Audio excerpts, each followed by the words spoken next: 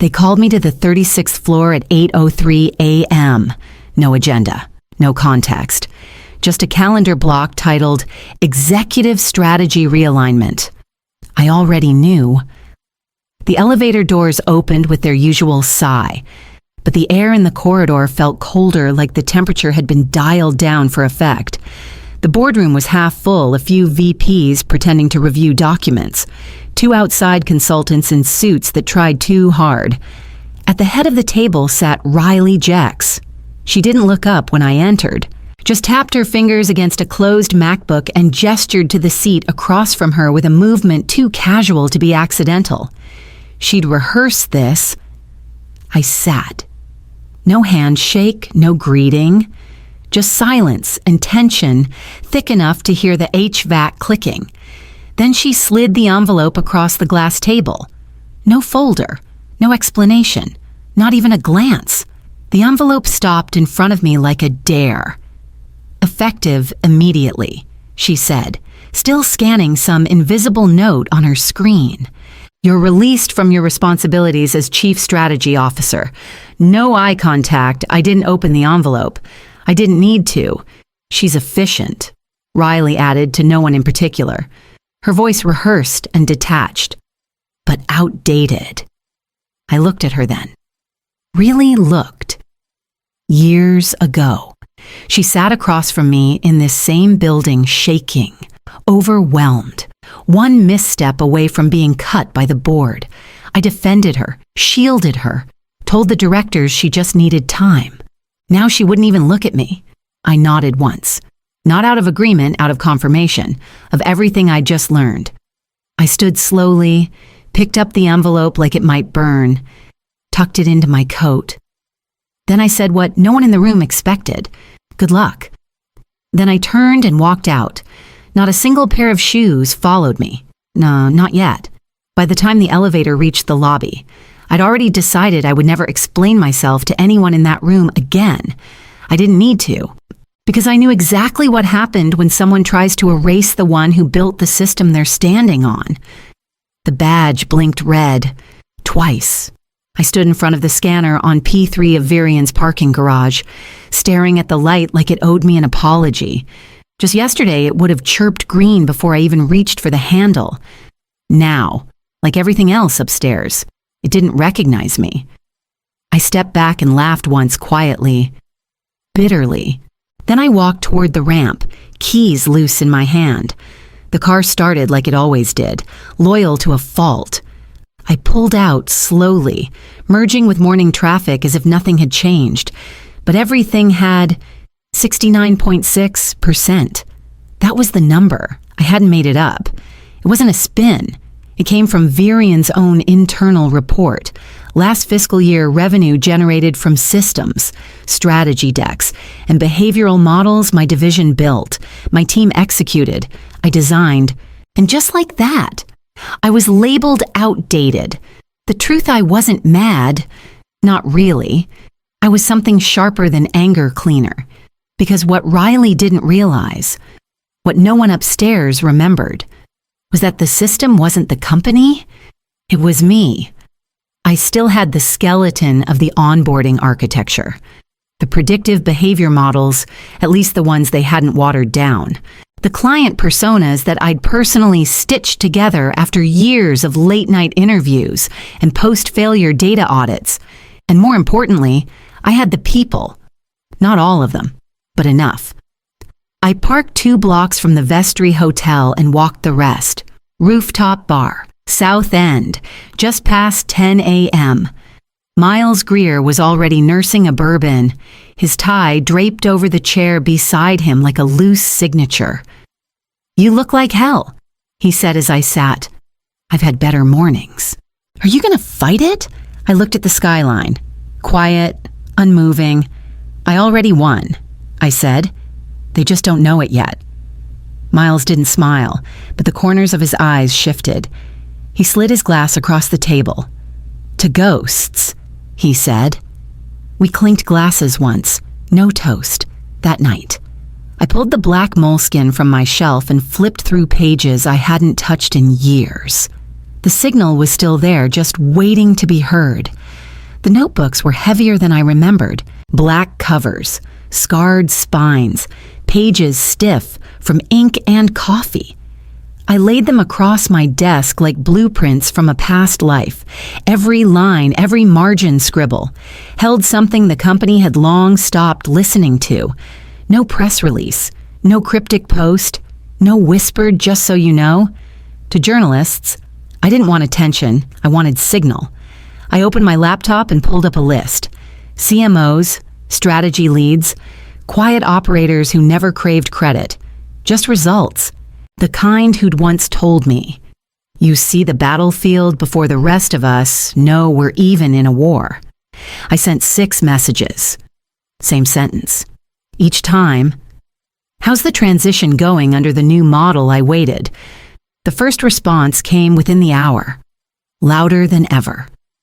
Shallower than ever. The second.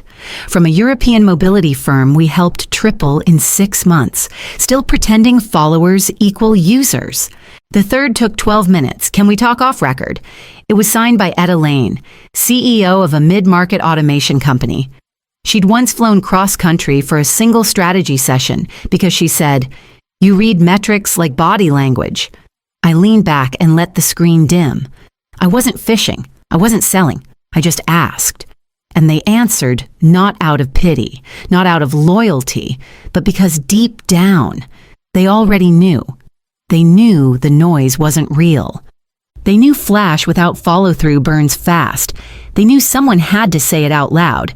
So I did. The next morning, I met Etta at a cafe on Kinsey. She didn't waste time. "We've got a new dashboard, 6 new KPIs, and a vibe shift campaign we can't explain to the board." I said nothing. She sipped her espresso. "I don't want flashy. I want functional." I nodded once and didn't take notes. That night, I made a list of who hadn't replied, not because they weren't interested, but because they were probably waiting to see who moved first, which meant it was already shifting, and I already knew where I needed to be when it did. It launched on a Tuesday morning loud, animated, and aggressively on brand. Gen Z Vibe Lab, neon gradients, kinetic buzzwords, looping GIFs of models mid-laugh holding products no one asked for. There was a rotating carousel of micro-influencers, each tagged with lines like "disrupting culture and building community through color." The press fawned, tech blogs reposted, the board applauded with the kind of grin you only see when people convince themselves they understand what they're clapping for. But the clients didn't say a word. I watched the metrics roll in on public dashboards. Engagement spiked temporarily, but conversions down. Retention flatlined. The numbers moved like a crowd at a concert, loud and directionless. By noon, I had 3 missed calls. One was from Rihanna Talik. We met at a quiet corner booth downtown, the kind of place with no signage and stiff chairs. She arrived before me, already halfway through an espresso.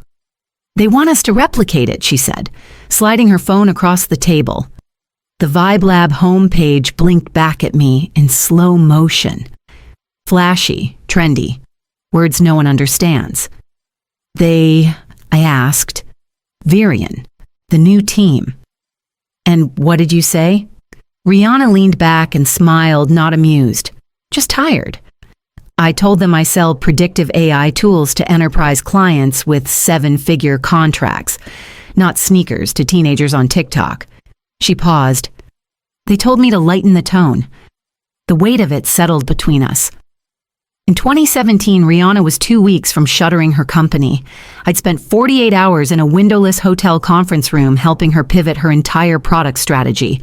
We built her roadmap on scratch paper and cold coffee. She didn't forget. "Trend doesn't sell," she said again, softer now. "Trust does." I didn't need to respond. Back at my desk, I reviewed her latest public numbers. Her growth had stalled, but not because of product issues. It was confusion, misdirection, noise. I wrote a note in the margin of my notebook. "They're trying to impress strangers instead of serving believers." And then I circled one name, Rihanna's, not as a lead, as a signal. The loft was a subleased unit on the 3rd floor of an old textile building in West Loop. No signage, no directory listing, just an unmarked buzzer and a set of keys that felt like a whisper. We didn't call it an office. Offices needed names. We didn't have one. Claire arrived first. She didn't knock, just walked in, dropped a tablet on the metal table, and said, "Their Q2 churn is baked in. They won't survive the 4th quarter unless they start bleeding departments." She'd been my lead analyst at Virion. Quiet then. Quieter now. She spoke in sentences that sounded like code but always meant something sharp. Last year, she'd signed 2 overlapping NDAs with competitors legally invisible but strategically omniscient. She lived in the gaps between dashboards. Ion Duval came next. No handshake, just a nod and a printed folder, an artifact from another era. Once a high-level CMO, he'd lost his agency to a botched merger that spun gold into sand. Now he moved like someone who knew which stories were built to last and which were just campaigns dressed as purpose. Then came Mara Selwyn. She'd texted once at 3 a.m. after seeing the Vibe Lab launch and said, "This industry is eating its own." I sent an address and no explanation. She walked in mid-afternoon wearing paint-splattered jeans and eyes that had seen too many brand wars. Once the mind behind 3 viral unicorn startups. She'd burned out after her 3rd consecutive launch, where the product never shipped, but the slogan sold t-shirts. She saw through glitter faster than anyone I knew. No website, no logo, no press release. Just a shared Google Drive with no folder names, 3 prepaid phones, and 1 locked safe that held our personal notebooks. No one asked about salaries. We weren't there to pitch. We were there to watch the world start cracking and build something in the silence it left behind. That night, Mara wrote 3 words in chalk on the wall near the entry, presence over profile. And as the others unpacked their tools, I pulled out the whiteboard and drew a circle around one client's name. We had our first project. The notification came through a Slack thread I hadn't touched in months.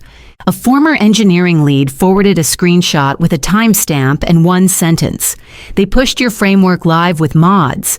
No testing window, no contingency notes, no internal QA chain." I opened my laptop and pulled up the public dashboard for one of Virion's top-tier accounts. The retention graph nosedived by 9 points in under 6 hours. 2 others showed bounce rates spiking like heart monitors under stress. They'd taken the code I wrote, the one I designed with fail-safes, warning thresholds, adaptive decay curves, and stripped it for parts, rebuilt it without understanding the timing logic, left the frame, cut out the engine. By nightfall, 3 clients had suspended campaigns. Claire glanced up from her terminal. "You seeing this?" she asked, though she already knew. "They tried to automate nuance." I said, "It never works." She tapped her keyboard twice, then turned her screen toward me. Encrypted chat logs. Private Virion channel. Not hers, someone else's. A name blinked at the top, Kessler. He'd been on the board for over a decade. Never flashy, never loud. But he'd voted to keep Riley out the first time she applied until the numbers started to look shinier than the substance. Now he was watching those same numbers hemorrhage. The message was short. "We need to speak quietly." I didn't reply. Claire waited, eyes steady. "He's not asking for advice," I said. "He's asking for an exit plan." We didn't celebrate. There wasn't time for that. Ion was already rebuilding the campaign models Rihanna's team had sent over. Mara was rewriting a narrative flow that wouldn't trip over its own hashtags. I turned back to the whiteboard and drew a red line through the Virion funnel diagram still taped to the far corner. Under it, I wrote 2 words: system fatigue. Because the thing about machines, especially the ones built on real behavioral logic, is that they don't forget who calibrated them. They only crash when someone arrogant enough believes they can run it better than the architect. The loft was quiet, except for the hum of Claire's laptop fan and the soft rhythm of a pen tapping against my notebook. We were in the middle of mapping sentiment drift across 5 key user groups when she spoke flat. Matter of fact, like she was reciting weather data. "They're still paying me." I looked up. "Who Virian's board?" "Since March. Informal consulting channel." She didn't blink. Nothing contractually binding, just eyes on the metrics, weekly check-ins, no attribution. I stared at her for a long beat. "And they know you're working with me." She shook her head. "No, but I think they suspect. I think they want to." It settled over me slowly. This wasn't just about Riley's arrogance or the company's decline. This was designed leakage. The board had seen the drop-off. They'd seen the VibeLab noise plateau. They'd seen me walk out without a single press quote, and they hadn't pulled me back. They'd sent someone to watch, to document, to leave breadcrumbs. "They don't want me to fix it," I said quietly. "They want me to be close enough to catch it." Claire kept her gaze on the screen. "They want someone to clean the floor without being invited back into the room. That kind of request silent, strategic, deniable only came from boards looking for escape hatches. They wouldn't fire Riley now. That would be too loud, too messy. They'd wait until the story shifted in their favor, until results favored another direction, until a fall looked like evolution." I scribbled 3 lines across my page. Not strategy, not revenge, just timing. Across the loft. Ion was asleep on the couch, his notes still open on his chest. Mara was curled near the windowsill with a tablet resting on her knees, headphones in, nodding to a draft voiceover she hadn't shown anyone yet. We weren't a company. We weren't even a team. We were a signal, a warning before the shift. I closed the notebook, opened a new tab, and started plotting the next 2 quarters, not by campaigns, but by inflection points. Because when succession begins in silence, it always starts with patterns. The dinner was invitation only.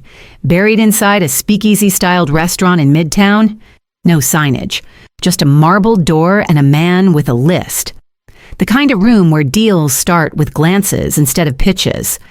I stayed near the back, glass in hand, no name tag, just enough makeup to be unmemorable, just enough confidence to stay invisible.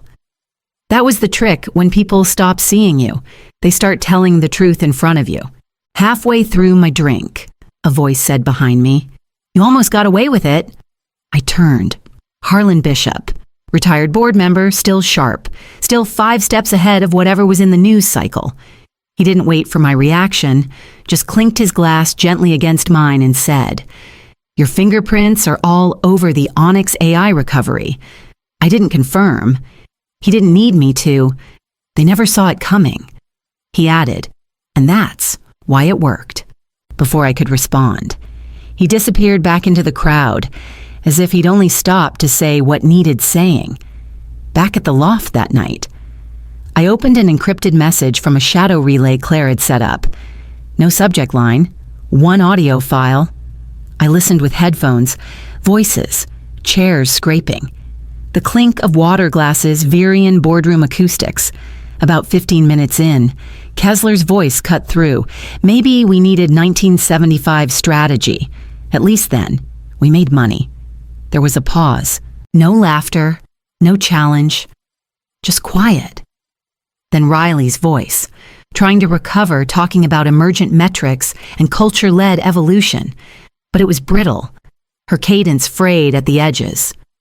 Claire leaned against the wall beside me, arms crossed. "They're fracturing." I nodded, not with pride, with precision, because the worst sound a leader can hear isn't protest. It's the absence of defense. The room where decisions happen had started saying my name again, but this time, not in admiration, in memory, in hindsight, and quietly, in fear. I reached for my notebook, scrolled to the page with Rihanna's initials, and drew a clean box around them. It was time to show what our silence had actually built. The numbers didn't need spin. 4.6 times more engagement, 2.1 times higher conversions, 78% retention after 8 weeks, no logos, no press, no social campaigns, just clean architecture, modular testing, and real human behavior mapped with quiet precision. The clients started calling it the antidote. I didn't correct them. Varian's latest launch, some augmented reality gimmick, paired with a celebrity endorsement, barely made it to week 3 before cancellation. Their CMO issued a statement about shifting market variables. I watched the metrics tell a different story. They weren't shifting. They were running. Meanwhile, we kept delivering in silence. By early fall, I'd rented a lakeside cabin in Michigan, nothing elaborate, just space. 10 CMOs came, not as clients, as collaborators. We sat in a circle around the fire, notebooks on laps, bourbon in hand. There were no presentations, no pitch decks, no slogans, just data, dialogue, long pauses that didn't require filling. One exec leaned forward at one point, tapping their pen against their notebook. "What did you do differently?" I looked at the flames, then back at them. We stopped performing, started listening again.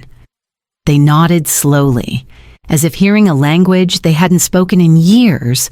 We stayed late, talked about fatigue, burnout, campaigns we were ashamed to approve, metrics we knew were fake but reported anyway, one by one.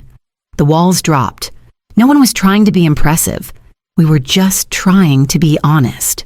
By midnight, I stood at the edge of the porch, watching lake mist curl around the trees like static.